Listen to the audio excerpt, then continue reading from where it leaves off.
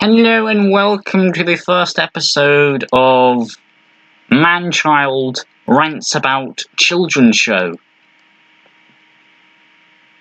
We're going to be thonking about this, guys. Okay, so, I've just watched the first episode. I'm going to say it right now. It's a very good episode. In fact, it's probably one of my favourites. It's right up there. That was brilliant. I was really cynical going into it. Okay, why is there a tree of life? Why has he got a scar? Why is they've ruined Scar's backstory? But you know what? I really don't care. I actually really enjoyed it, and it wasn't as bad as I thought it was going to be. In fact, it was pretty good. I really enjoyed it. I think I'm going to be watching it over and over again. Okay, so let's start off with the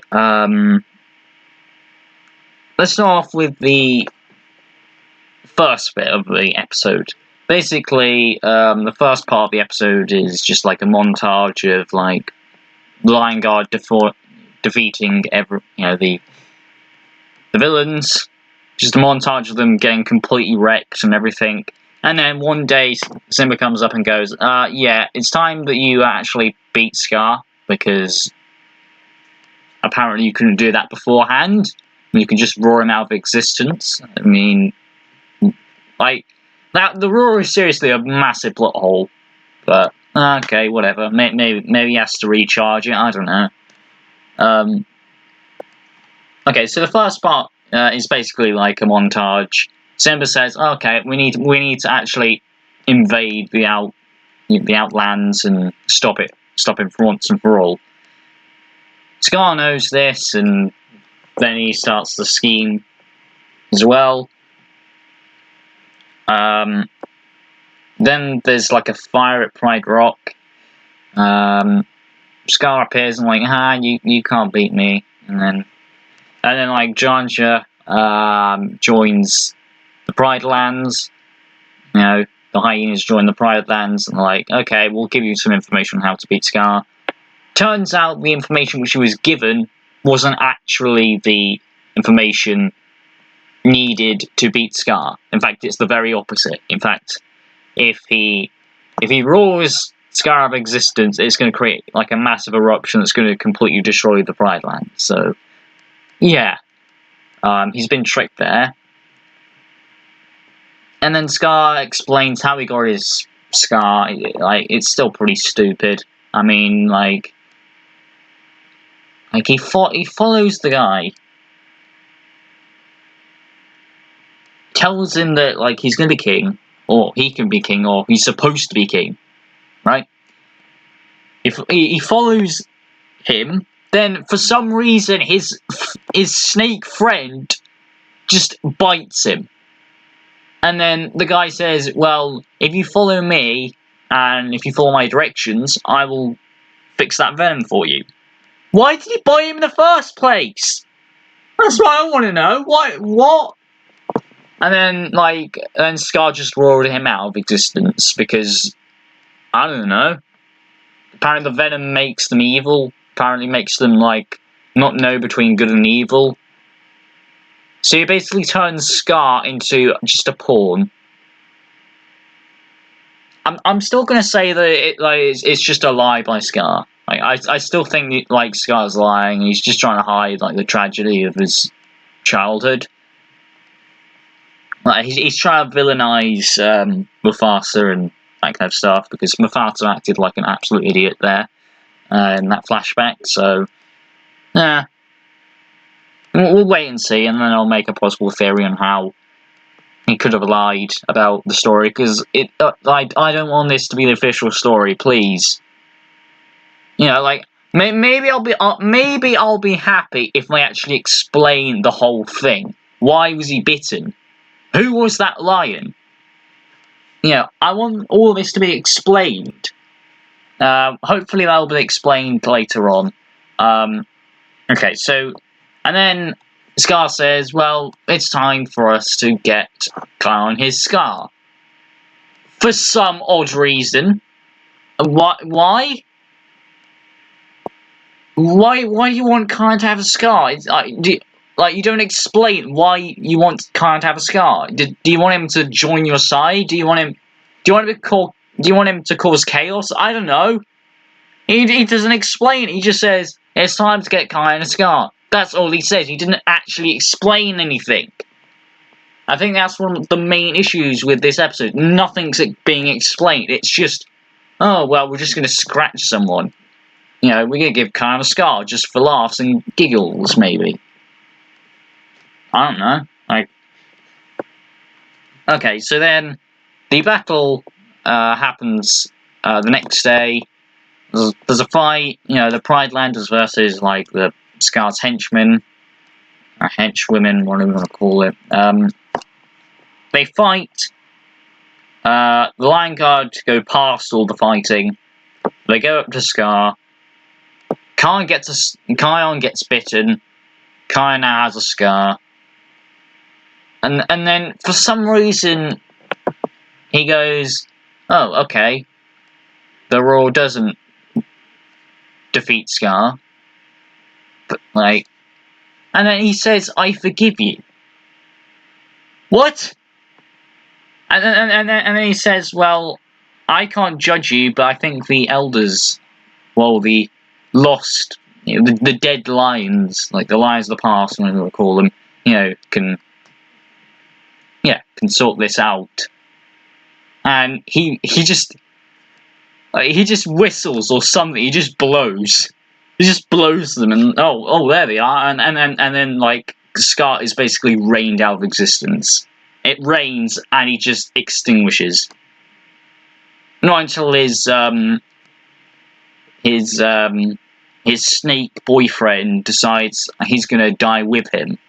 He just jumps into the lava, and then Bunga's like with him, like he's taken down with him, and then like, oh no, it's like, okay, I'm gonna save Bunga, but not the snake. The snake dies. The snake dies. Who cares about the snake? The snake jumped in there himself. He killed himself. This is a kids show, and he committed suicide. Okay, so yeah, Ono saves Bunga, but it comes at a price because for some reason, just diving down into a volcano can mean that like all that smoke will just make you poorly instantly. He loses his visibility. Well, he's basically blind. He's not blind, but he's semi-blind. Like, let's just say that. Like he's having difficulty seeing things. How does that?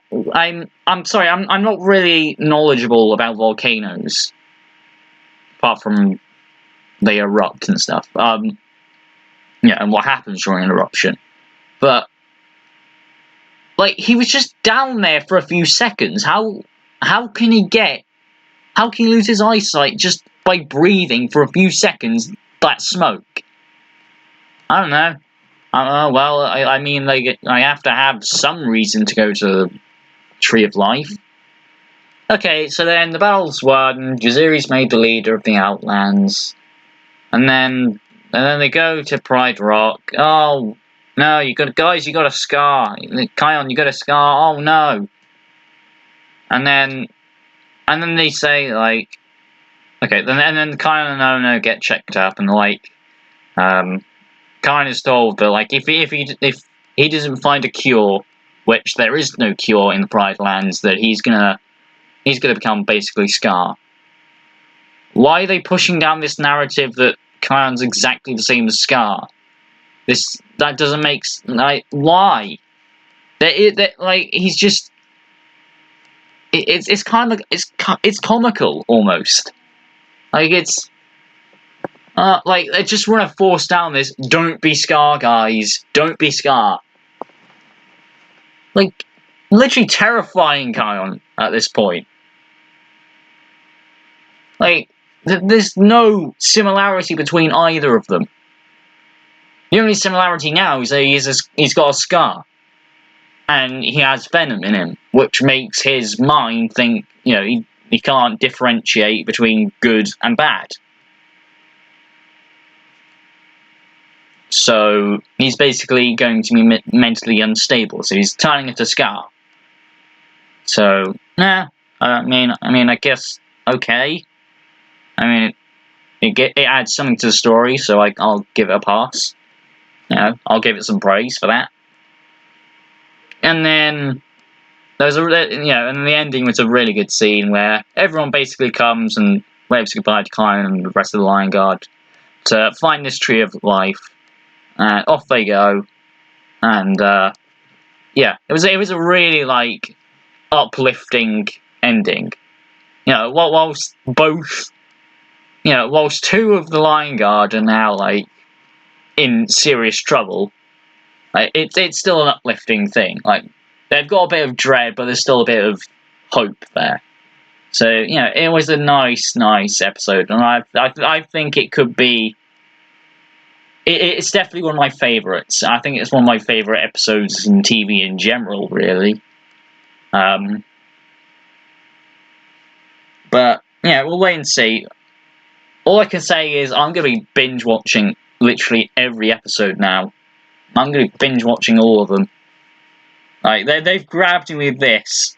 Like I was slightly interested. I was moderately interested in the Lion Guard, but for this final season, I might as well go with it. I might as well go full in.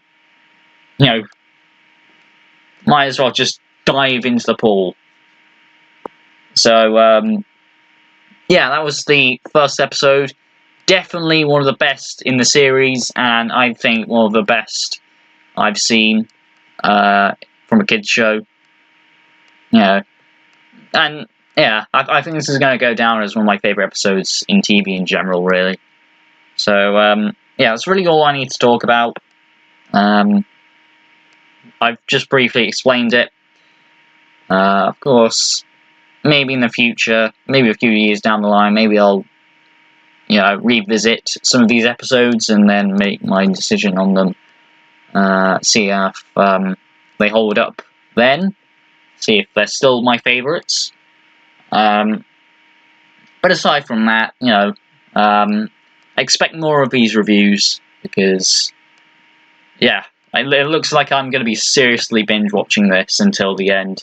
I'm really excited for the end now. I'm really excited for what they're going to do in the final episode.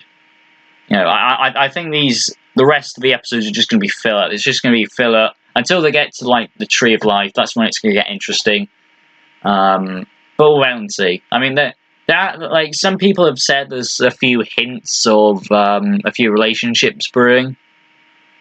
Like, really looked at Kion, well, pretty much.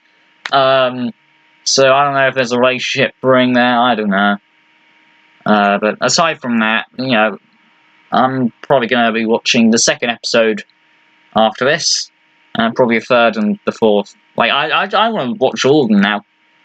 There's 10 episodes available so far, so I'll be watching those 10 episodes, and then whenever the next episodes come out, I'll be watching them. So